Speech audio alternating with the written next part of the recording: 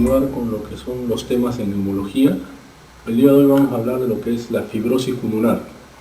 Mi nombre es Félix Llanos, médico neumólogo del Hospital 2 de Mayo.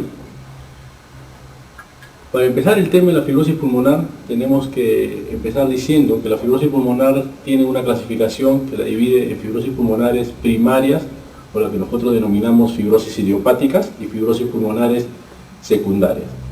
Dentro de las fibrosis pulmonares primarias existe una terminología clínica y unos hallazgos patológicos que van de la mano, ¿no? Como por ejemplo tenemos que la fibrosis pulmonar idiopática, la más frecuente de todas las fibrosis pulmonares, es lo que patológicamente se denomina neumonía intersticial usual.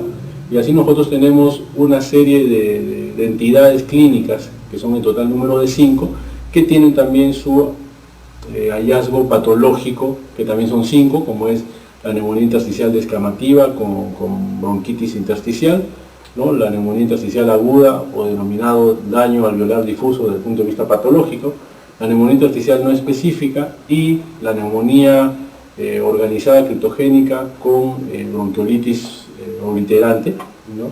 Que desde el punto de vista patológico demuestra una neumonía organizada con una inflamación peribronquiolar.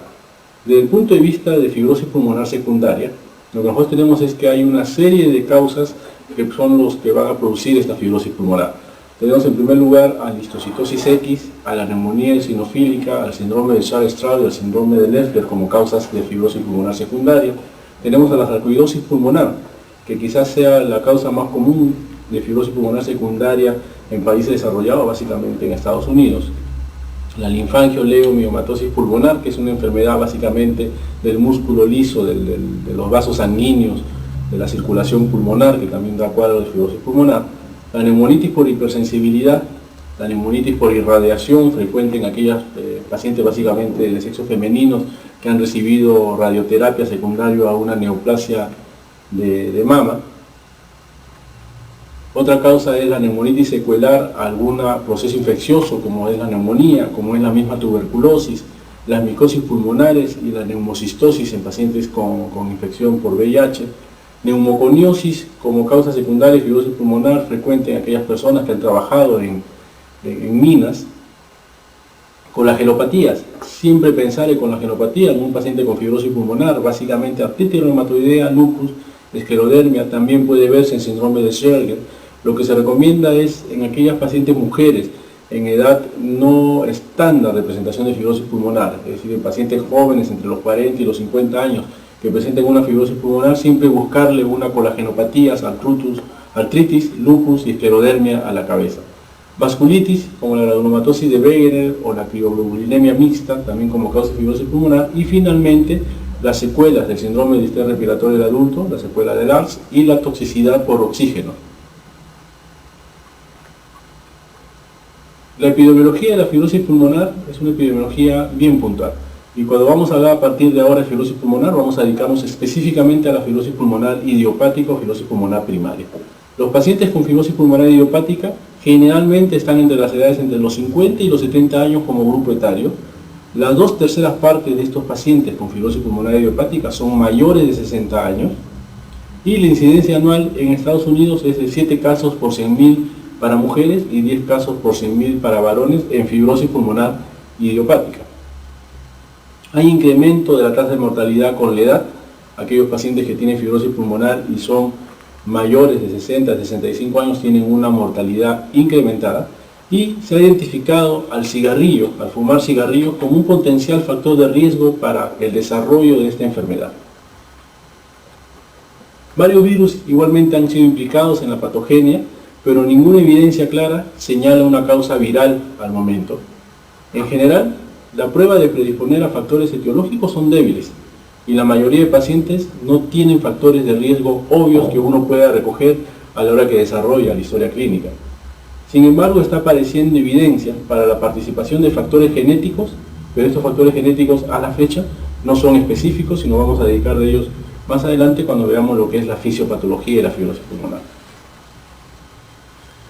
La mayoría de los pacientes con fibrosis pulmonar tienen síntomas más de 6 meses y los meses antes del diagnóstico en promedio son 24 meses.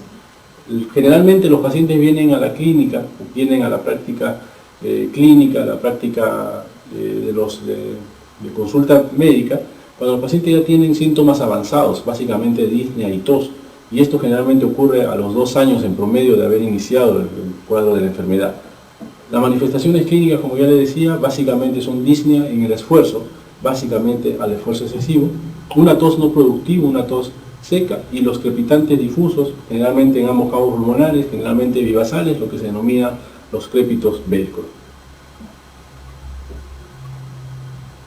La radiografía y la tomografía muestran un componente reticular de distribución desigual, lo que nosotros denominamos lesiones en vidrio esmerilado, predominantemente periférico, predominantemente subpleural, contracciones y bronquiectasias, lo que nosotros llamamos bronquiolectasias de tracción.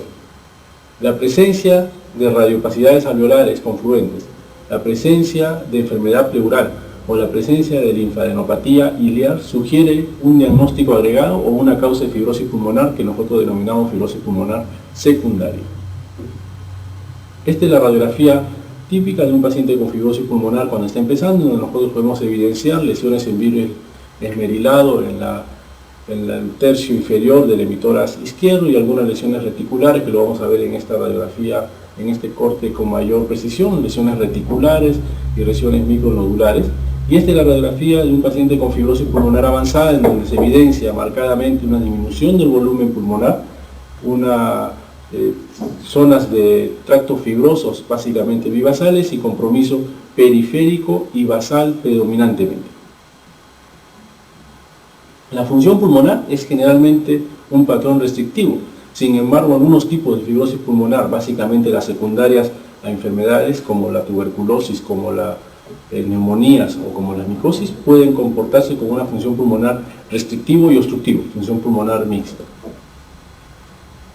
Hay una reducida capacidad de difusión del monóxido de carbono explicado por un incremento en el grosor de la membrana alveolo-capilar, y existe una hipoxemia arterial crónica, ¿verdad?, que nos está demostrando esta reducida capacidad de difusión del oxígeno. El diagnóstico definitivo de la fibrosis pulmonar idiopática requiere de una adecuada historia clínica que sea compatible, la excepción de otras causas sabidas de enfermedad intersticial pulmonar como lesiones por drogas, exposiciones medioambientales o colagenopatías. La biopsia pulmonar quirúrgica debe brindar una histopatología compatible, excluyendo otras presentaciones similares, como una neumonía descamativa intersticial y una bronquiolitis orbitelante. No olvidemos que estamos hablando básicamente de fibrosis pulmonar idiopática, cuya patología es la de una neumonitis intersticial usual. Así, para hacer el diagnóstico de la fibrosis pulmonar o de cualquier patología intersticial, lo que nosotros tenemos es una historia clínica detallada, en donde básicamente vamos a buscar los antecedentes, como aspiración de polvos inorgánicos, la presencia de los síntomas clásicos de esta enfermedad, que son la disnea, el esfuerzo y una tos no productiva, y al examen físico la presencia de rales secos en ambas bases, básicamente velcro, hipocratismo digital, síndrome de hipertensión pulmonar y signo de compromiso sistémico como una baja de peso o un síndrome de consunción. En el laboratorio, básicamente vamos a buscar, según la etiología que nosotros pensamos de una fibrosis pulmonar secundaria, en caso no encontremos en la fibrosis pulmonar intersticial idiopática no existe un examen de laboratorio patoneumónico, y en la radiografía nosotros podemos ver todo lo que es el compromiso intersticial, desde una milia, una nodulia grande, un patrón reticular, un patrón retículo nodular o las lesiones en panal de abeja de una fibrosis pulmonar ya avanzada. Para el diagnóstico también nosotros podemos hacer lo que es el lavado bronquioalveolar a través de la broncoscopía, que nos da un manejo clínico y un pronóstico de la enfermedad, en donde nosotros podemos hacer este procedimiento, ¿no? Y tenemos que aclarar que si lo que nosotros tenemos en el lavado bronquioalveolar en un paciente con una fibrosis pulmonar es un predominio de polimorfos nucleares, lo más probable es que este paciente tenga una respuesta adecuada a lo que es la ciclofosfamida, y si nosotros tenemos en un lavado bronquioalveolar un predominio de linfocitos en un paciente con fibrosis pulmonar, lo más frecuente es que este paciente responda bien a lo que son los corticoides. Desde el punto de vista de biopsia pulmonar se puede hacer a través de cualquier procedimiento, como es la BIPA, que es la aspiración pulmonar a través de la pared torácica por una aguja, o una biopsia transbronquial, que es la biopsia a través de la broncoscopía del canal bronquial, o una biopsia a cielo abierto, que eso más que nada lo va a hacer cirujano de tórax. ¿Cuál es la fisiopatología de la fibrosis pulmonar? Antiguamente lo que se decía es que la fibrosis es una fibrosis inflamatoria. La inflamación crónica daña el pulmón y modula a una fibrogénesis que conduce a la fibrosis. Actualmente se está planteando la teoría o la hipótesis de que la fibrosis pulmonar no requiere de inflamación para el desarrollo. Y eso es lo que vamos a explicar a continuación. ¿En qué se basan para decir esta hipótesis? Pruebas en animales transgénicos, básicamente ratones y ratas, demuestran que manipulando o neutralizando los genes que codifican mediadores inflamatorios, no exceptúan de una respuesta fibrótica ante determinados estímulos. De otra manera, otros ratones manipulados, expuestos a sustancias inflamatorias pulmonares, como el sílice por ejemplo, presentaron intensas respuestas inflamatorias, pero menores respuestas fibróticas. Lo que quiere decir que para el desarrollo de la fibrosis pulmonar no se necesitan necesariamente mediadores inflamatorios, y la presencia de mediadores inflamatorios necesariamente no significa una respuesta de fibrosis pulmonar. Y esto lo venimos nosotros a comprobar con la tomografía computarizada de alta resolución, que ha sido propuesta como una técnica para determinar la actividad de la fibrosis pulmonar idiopática, en donde lo que nosotros vemos es que la extensión y la severidad de las imágenes en cristal esmerilado o vidrio esmerilado y la presencia de opacidades acinares van a correlacionar desde el punto de vista tomográfico con una alveolitis, que no necesariamente es patología intersticial. La respuesta a la terapia con glucocorticoides va a depender de la fase fisiopatológica de la enfermedad y básicamente si es que esto nosotros lo damos en la fase inflamatoria, y esta respuesta favorable ha estado ampliamente documentada dentro de enfermedades que cursan con fibrosis pulmonar, como son la sarcoidosis, la neumonitis por hipersensibilidad y la amonía intersticial descamativa. Lo que nosotros ahora sabemos con respecto a la fisiopatología de la fibrosis pulmonar es que después de una lesión alveolar, el epitelio alveolar debe iniciar un proceso de sanación para restaurar su integridad de la barrera. Este paso importante para restaurar esta integridad de la barrera es lo que nosotros llamamos la reepitelización rápida del área desnudada, a través de la migración de células epiteliales, la proliferación y la diferenciación. En la fibrosis pulmonar idiopática, aparentemente esta respuesta de reepitelización parece lenta e inadecuada. ¿Qué es lo que nosotros sabemos? Lo que sabemos es que microinjurias múltiples dañan y activan a las celdas epiteliales alveolares, dañan y activan a los alveolos. Esto va a inducir un ambiente antifibrinolítico en los espacios alveolares con la formación de coágulos. Asimismo, estas células o estas celdas epiteliales alveolares van a secretar una serie de factores de crecimiento que van a inducir la migración y la proliferación de fibroblastos y la diferenciación en miofibroblastos. Y estos miofibroblastos que se van a colocar por debajo del epitelio, miofibroblastos subepiteliales, y las células epiteliales alveolares van a producir una serie de sustancias, entre ellas gelatinasas, que van a aumentar la lesión de la membrana, la disrupción, y van a favorecer la migración de más fibroblastos y de miofibroblastos al alveolo. Factores angiogénicos van a inducir neovascularización, y estos miofibroblastos van a secretar una serie de proteínas matriciales extracelulares, principalmente colágenos.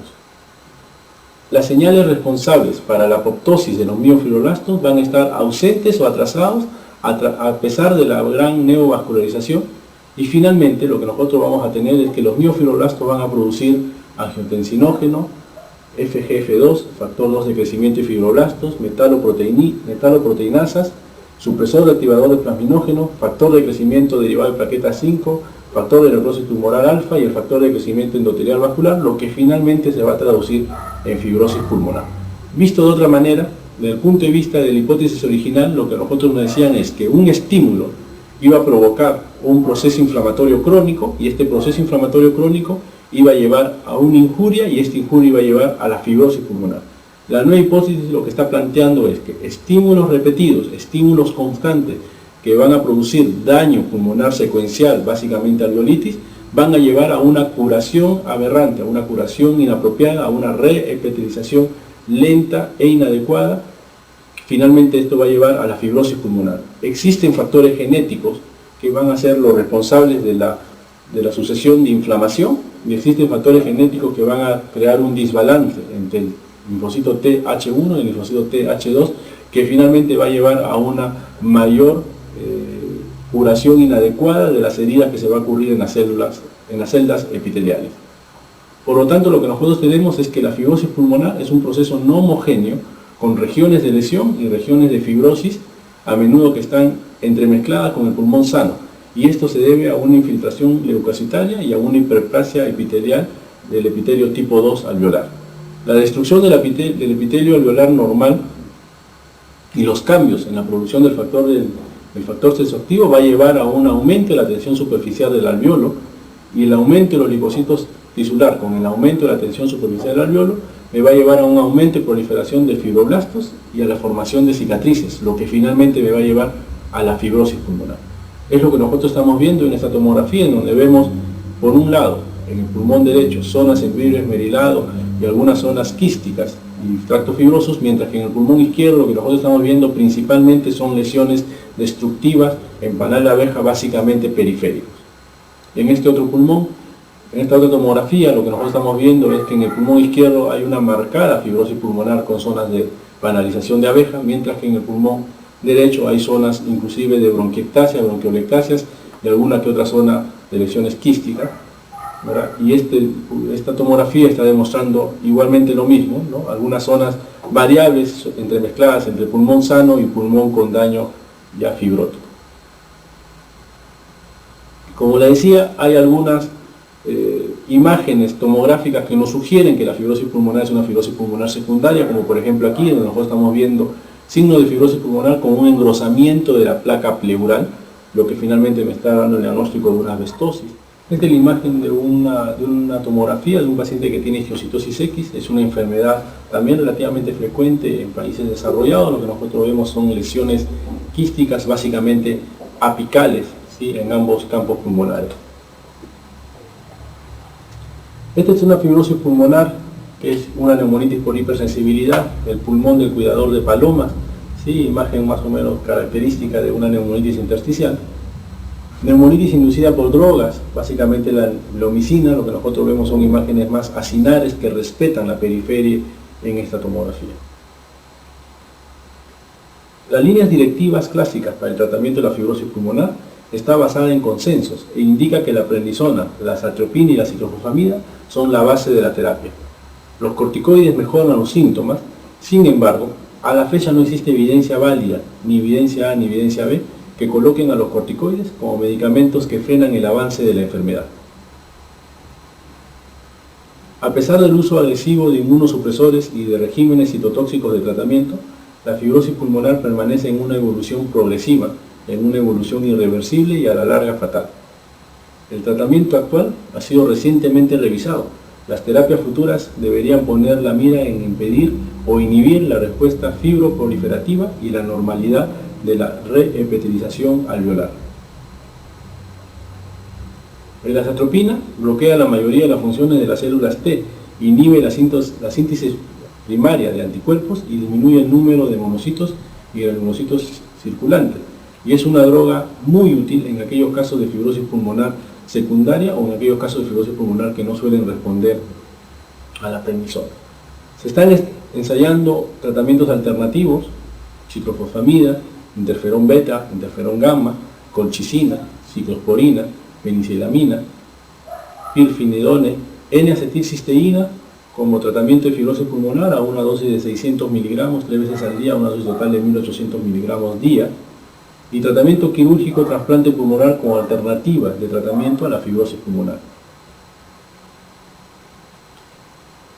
Una complicación de los pacientes con fibrosis pulmonar es la ocurrencia de hipertensión pulmonar en este grupo de pacientes. Los pacientes con fibrosis pulmonar secundarios que tienen hipertensión pulmonar van a presentar niveles altos de endotelina.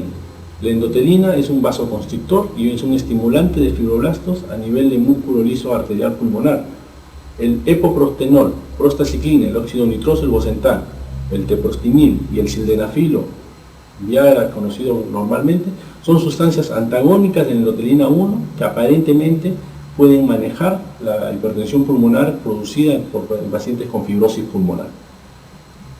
Esperando que haya sido práctico la disertación que les he dado, nuevamente les quiero recalcar interés en la fisiopatología de la fibrosis pulmonar y decirles que ahí es donde va a surgir los nuevos tratamientos. Eso es todo.